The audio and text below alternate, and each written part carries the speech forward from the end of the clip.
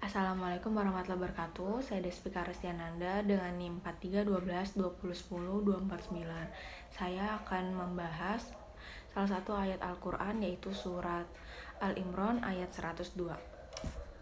A'udzubillahiminasyaitonirrajim. Bismillahirrahmanirrahim. Ya ayyuhallazina amanu taqullaha haqqa tuqatih wa la tamutunna illa wa antum muslimun. Artinya, hai orang-orang yang beriman, bertakwalah kepada Allah sebenar-benar takwa kepadanya, dan janganlah sekali-kali kamu mati melainkan dalam keadaan beragama Islam. Ada dua pesan penting yang dibawa dalam ayat ini. Pertama, perintah untuk bertakwa kepada Allah Subhanahu wa taala dengan sebenar-benarnya takwa.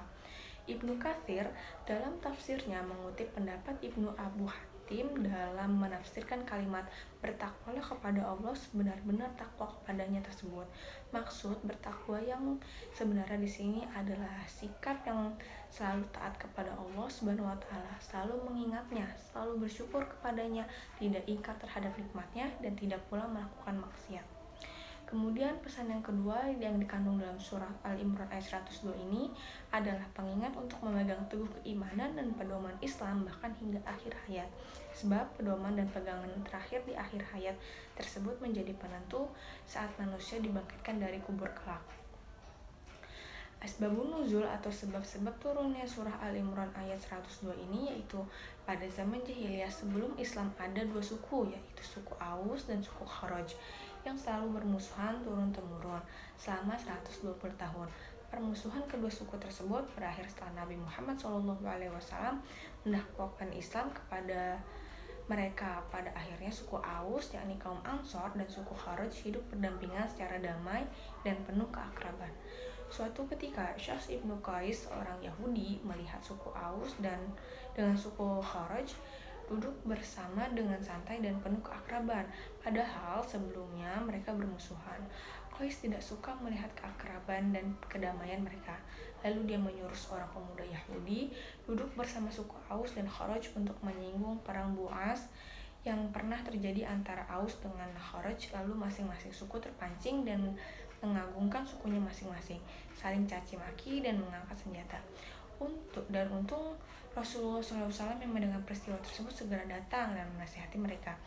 Apakah kalian termakan fitnah jahiliyah itu? Bukankah Allah telah mengangkat derajat kamu semua dengan agama Islam dan menghilangkan dari kalian semua yang berkaitan dengan jahiliyah? Setelah mendengar nasihat Rasul, mereka sadar, menangis, dan saling berpelukan.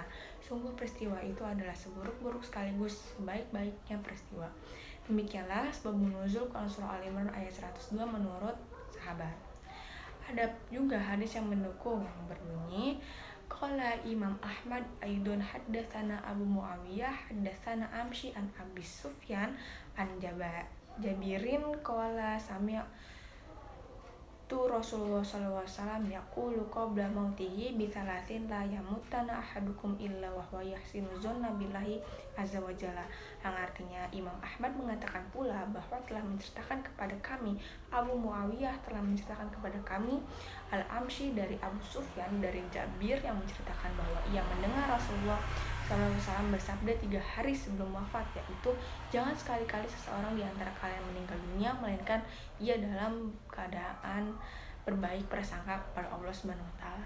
Demikian penjelasan yang dapat saya sampaikan, kurang lebihnya mohon maaf. Assalamualaikum warahmatullahi wabarakatuh.